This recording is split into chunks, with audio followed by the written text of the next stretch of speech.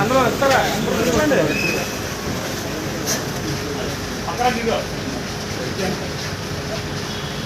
ఉన్నది 20 మంది మీద అనుకోకండి.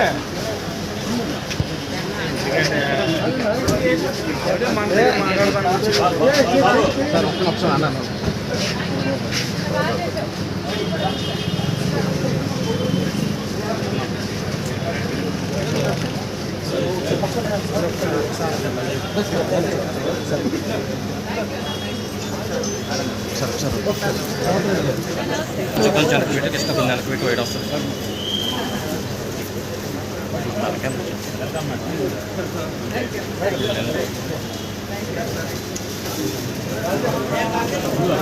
బాబు పట్టుకోమ్మా బాబు పక్క తప్పడమ్మా ఉండిపోతుంది అర్జున్ రావు నిదానం బాబు సైడ్ తప్పండి.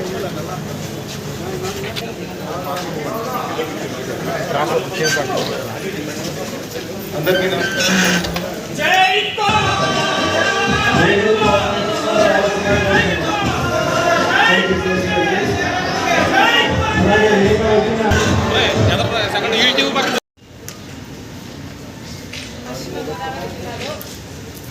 కాంగ్రెస్ పార్టీ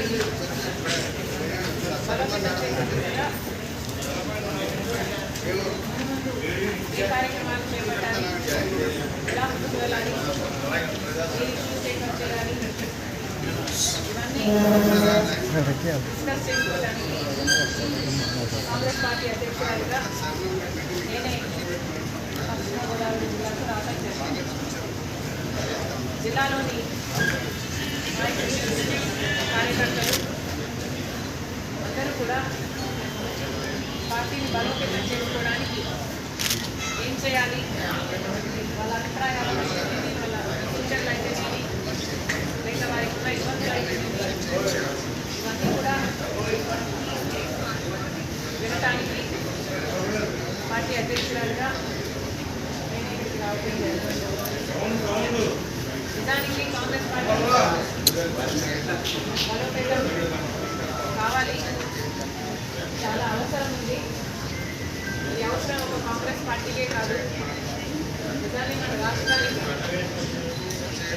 ఎందుకంటే ఈరోజు ఒక కాంగ్రెస్ పార్టీ మాత్రమే బీజేపీని ధైర్యంగా ఎదురించగల సత్తా ఉన్న పార్టీ ఒక కాంగ్రెస్ పార్టీ మాత్రమే. అధికారంలో ఉన్న చంద్రబాబు గారైనా, జనసేన అయినా, లేక ప్రతిపక్షంలో ఉన్న జగన్మోహన్ రెడ్డి గారైనా అందరూ బీజేపీతో అక్రమ ముగ్గులు పెట్టుకున్న వాళ్ళే, అందరూ గట్టిగా మారిన వాళ్ళు, అందరూ వాళ్ళ స్వార్థాల కోసం రాష్ట్ర ప్రయోజనాలను తాకట్టు పెట్టిన వాళ్ళు. బీజేపీ 11 సంవత్సరాలుగా అధికారంలోకి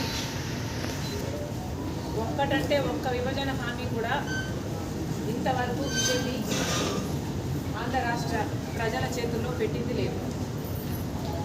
మరి అయినా కూడా అధికార పక్షంలో ఉన్న టీడీపీ, జనసేన అయినా, ప్రతిపక్షంలో ఉన్న వైసీపీ అయినా ఈ రోజు వరకు అదే బీజేపీ పార్టీకి గులాంగిరి చేస్తున్నారు వాళ్ళ స్వార్థ రాజకీయాల కోసం. ఇప్పటికి ఈరోజు యాజ్ ఆన్ డేట్ చూసినా కూడా ప్రత్యేక హోదా 10 సంవత్సరాలు ఇస్తానన్న మోడీ గారు అసలు ఆ ఊసే లేకుండా పోయింది.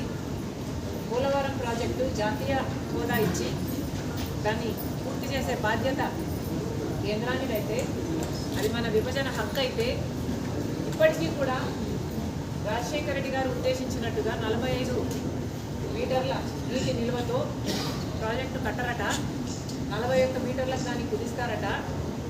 కేవలం 83,000 కుటుంబాలకి R&R ప్యాకేజ్ మిగించుకోవడానికి 41 మీటర్లతో మీరు ఆ ప్రాజెక్టు నిర్మాణం చేస్తే అది అసలు పోలవరమే కాదు, గ్రావిటీ బేస్డ్ ప్రాజెక్టే కాదు, అదొక లిఫ్ట్ ఇరిగేషన్ అవుతుంది, అదొక బ్యారేజ్ అవుతుంది అని ఒక్కడంటే ఒక్క పార్లమెంటేరియన్, ఏ పార్టీకి చెందిన నాయకుడైనా, వైసీపీ అయినా, టీడీపీ అయినా, జనసేన అయినా, ఒక్కరంటే ఒక్కరు కూడా బీజేపీకి వ్యతిరేకంగా ఎదిరించి మాట్లాడిన వాళ్ళు లేదు.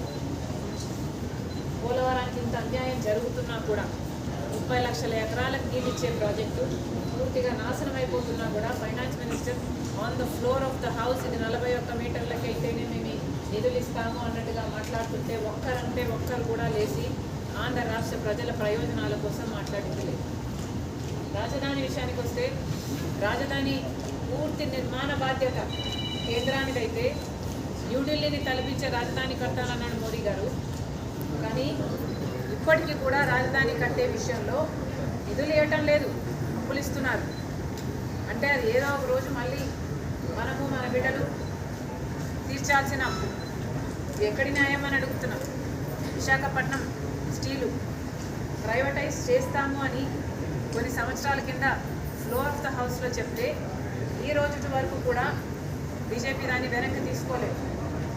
ఇలా ఒక్కటంటే ఒక్కటి కాదు, ఒక్క మేలు కూడా చేయకపోయినా కూడా ఈరోజు కేంద్రంలో బీజేపీ పార్టీ అధికారంలో ఉంది అంటే దానికి కారణం ఆంధ్ర రాష్ట్ర ప్రజలు వేసిన ఓటు. ఆంధ్ర రాష్ట్ర ప్రజలు ఓట్లు వేస్తే ఆ బలం తీసుకెళ్ళి చంద్రబాబు గారు ఆ ఎంపీలను తీసుకెళ్ళి బీజేపీకి ఇస్తే ఈరోజు కేంద్రంలో బీజేపీ ఆ మద్దతుతో కేంద్రంలో సర్కారు కట్టింది. మరి ఆంధ్ర రాష్ట్ర ప్రజలకు ఏం చేశారని బీజేపీకి ఎంత మద్దతు ఇస్తున్నారో చంద్రబాబు గారికే తెలియాలి. ఇదివరకు పొత్తు పెట్టుకున్నారు, ఇదివరకు రాత్రి గోయలో పడ్డారు, మళ్ళీ ఇప్పుడు పగలు కూడా పడ్డానికి సిద్ధపడ్డారు. ఆంధ్ర రాష్ట్ర ప్రజలకు ఇంత అన్యాయం జరుగుతున్నా కూడా జగన్మోహన్ రెడ్డి గారు వీటి ఏటి మీద మాట్లాడారు. చాలా సెలెక్టివ్గా టార్గెట్ చేసి ఉట్టి ఒక్క తెలుగుదేశము కూటమి సర్కార్ మీదనే మాట్లాడతారు తప్పితే బీజేపీని వ్యతిరేకించి ఈ రోజు వరకు కూడా జగన్మోహన్ రెడ్డి గారు ఒక్క పల్లెత్తి మాట కూడా అంటారు.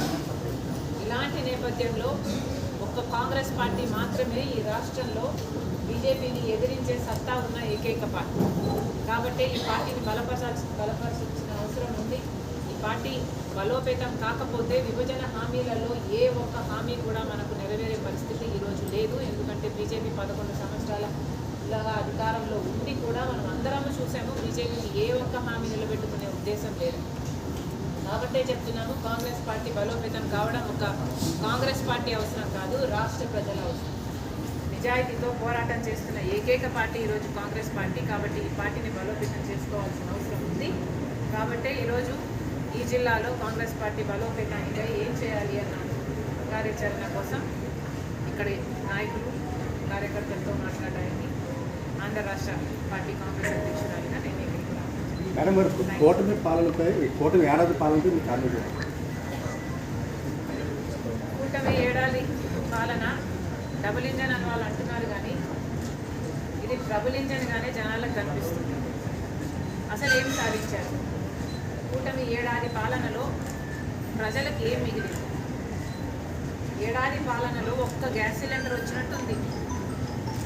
ఒక్క గ్యాస్ సిలిండరే, ఒక్క గ్యాస్ సిలిండర్ తప్పితే ఏమీ ఇవ్వలేదు చంద్రబాబు గారు. సూపర్ 6 అన్నాడు, అన్నదాత సుఖీభవ అన్నారు, అది కాస్త అన్నదాత దుఃఖీభవగా మారేటట్టుంది. ఒక సంవత్సరం అయితే ఏమీ ఇవ్వలేదు, ఈ సంవత్సరం ఇస్తారట. అది కూడా 40 లక్షల మందికి ఇయ్యరట. 93 లక్షల మంది రైతులు ఉంటే 47 లక్షల మందికి ఇస్తారట. మిగతా 44 లక్షల మందికి అసలు ఇయ్యనే ఇయ్యరట. ఇక తల్లికి వందనం అనే స్కీమ్లో అయితే 87 లక్షల మంది బిడ్డలుంటే 67 లక్షల మందికే ఇస్తారట. అంటే 20 లక్షల మందికి మళ్ళీ దాంట్లో మోసం. ఒక సంవత్సరం ఇయ్యనే లేదు, ఇచ్చేది కూడా 13,000 ఇస్తారట. ఇలా అన్ని స్కీములు మహాశక్తి తీసుకుంటే 18,000 రూపాయలు ప్రతి సంవత్సరము 18 ఏళ్ళు నిండి పైబడి ఉన్న మహిళలకు ఇవ్వాల్సి ఉంటే దాదాపు 2 కోట్ల మంది మహిళలు ఉంటారు మన రాష్ట్రంలో పేదవాళ్ళు. చాలా హెవీ బడ్జెట్ స్కీమ్, దాని గురించి మాట్లాడటం లేదు. ఇప్పుడు దానికి P4 లింక్ పెడుతున్నారు చంద్రబాబు గారు. ఎన్నికల మేనిఫెస్టోలో సూపర్ 6 ఊదర కొట్టినప్పుడు ఎప్పుడు చెప్పలేదు చంద్రబాబు గారు P4 లింక్ పెడతాం మేము అని. కానీ ఇప్పుడు P4 దానికి లింక్ పెడుతున్నారు. నిరుద్యోగ వృత్తి పోయినసారి మాటిచ్చారు ఎగ్గొట్టారు, ఈసారి మాటిచ్చారు ఎగ్గొట్టేటట్టే ఉన్నారు. ఇక బస్సు ఉగాది అంటున్నారు, సంక్రాంతి అంటున్నారు, మళ్ళీ ఇప్పుడు ఆగస్టు 15 అంటున్నారు. ఇస్తారో లేదో చూడాలి. ఇలా 1 కాదు 2 కాదు ఎన్ని మాటలు చెప్పాడో చంద్రబాబు గారు. అధికారంలోకి వచ్చిన వెంటనే 30% కరెంటు ఛార్జీలు తగ్గిస్తానన్నారు. తగ్గించడం కదా దేవుడు ఎరుగు. 5 సంవత్సరాలలో వైసీ 32,000 కోట్లు జనాలు నెత్తిన మోస్తే చంద్రబాబు గారు ఒక్క సంవత్సరంలోనే 17,000 కోట్ల రూపాయలను మోపారు. అప్పుల భారం ఇప్పటికే 1,50,000 కోట్ల రూపాయలు చేశారు. ఇలా చేసుకుంటూ పోతే మన రాష్ట్రం ఏం మిగులుతుంది, మన చేతిలో ఏం మిగులుతుంది? చంద్రబాబు గారు సాధించింది ఏమీ లేదు. సూపర్ 6 కాస్త సూపర్ ఫ్లాప్ అయింది. ఆంధ్రప్రదేశ్ సంస్థని మీరు జాతీయ స్థాయిలో తీసుకెళ్ళడానికి పార్లమెంట్లో కానీ మన ఆంధ్రప్రదేశ్ స్థాయిలో కానీ కాంగ్రెస్ పార్టీ ప్రాతినిధ్యం ఎప్పుడో వేస్తుందంటారు నామినేటెడ్ పదవులు అతి త్వరలోనే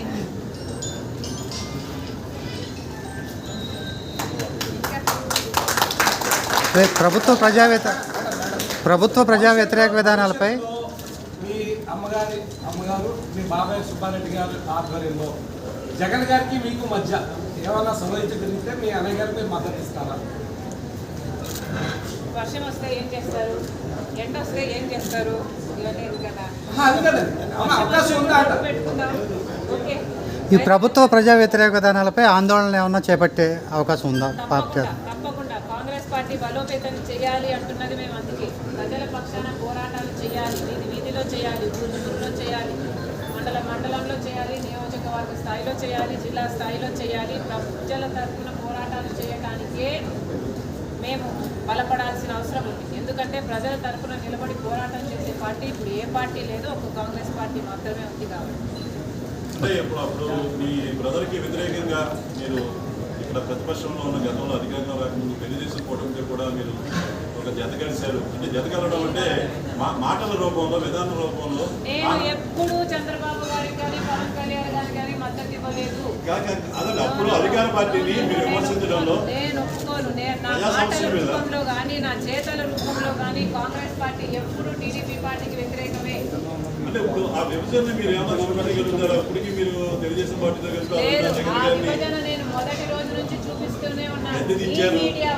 మీ మీడియా వాళ్ళు నా నెత్తిన రుద్దారు ఇది. నేను చంద్రబాబు గురించి 20 నిమిషాలు మాట్లాడితే, జగన్మోహన్ రెడ్డి గారి గురించి 1 నిమిషం మాట్లాడితే 1 నిమిషానికి మీరు కవరేజ్ ఇస్తారు. 20 నిమిషాలు గాల్లో కొట్టుకోబోతుంది. అది స్వార్థ రాజకీయాల ప్రయోజనాల కోసం వాళ్ళ మీడియా హౌస్ను అలా తిప్పి మళ్ళీ అది నా నెత్తిన పెడుతున్నారు. ఇది చాలా అన్యాయం అన్న. కాంగ్రెస్ పార్టీ చాలా చిత్తశుద్ధితో రాజశేఖర్ రెడ్డి గారు ఎలా రాజకీయాలు చేశారో అలా రాజకీయాలు చేయడానికి రాజశేఖర్ రెడ్డి బిడ్డ ఇక్కడ అడుగుపెట్టింది. కానీ ఎవరితోనో తెర వెనకాల పొత్తులు పెట్టుకొని చేయాల్సిన అవసరం మాకు పట్టలేదు.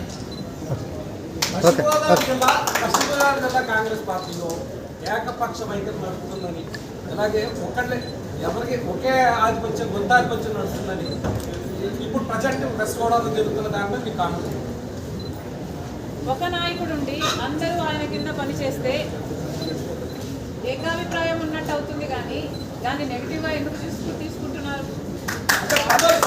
పదవుల పంపిణీ విషయంలో ఏకఛత్రాధిపత్యం, ఏకపక్ష నిర్ణయం తీసుకుంటారని అభియోగం ప్రజెంట్ అలాంటిది ఏమీ లేదు. డీసీసీ అన్నవాడు ప్రతి జిల్లాకు డీసీసీ ప్రెసిడెంట్ అన్నవాడు ప్రెసిడెంట్, జిల్లాకి ప్రెసిడెంట్ అన్న పేరులోనే ఉంది అధికారం. డీసీసీ అంటే నేను ఎట్లయితే ఈ రాష్ట్రానికి ప్రెసిడెంట్గా ఉన్నానో డీసీసీ అన్నవాడు ప్రతి జిల్లాకు ఒక ప్రెసిడెంట్గా ఉన్నాడు. కాబట్టి అందరూ కూడా సహకరించి ఆయనకు మద్దతు ఇస్తున్నారు. మాలో ఏ భేదాభిప్రాయాలు లేవు. మీరేం సృష్టించకండి. అజెండాకు మాత్రమే మాట్లాడండి. అందరికీ నమస్కారం అని మొదలు పెట్టండి. పేరు పేరున అందరికీ పేర్లు చెప్పి టైం వేస్ట్ చేయకండి. ఒక్కొక్కరు ఎంత తక్కువ మాట్లాడితే ఇంకొకరికి అవకాశం ఇచ్చిన వాళ్ళు అవుతారు.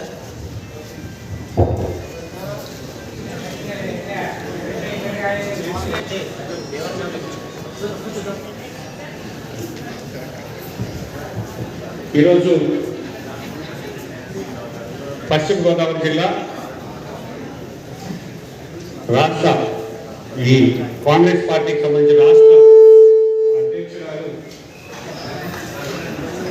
దాదాపు ఈ రోజుతో 2480 కిలోమీటర్లు ప్రయాణించి చివరి రోజుగా ఈరోజు ఈ జిల్లాకి రావడం జరిగింది.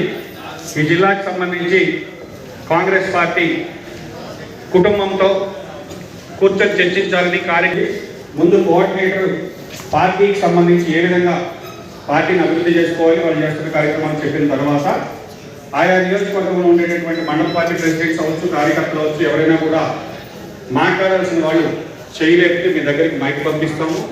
చెప్పాల్సిన విషయాన్ని పార్టీ అభివృద్ధి గురించి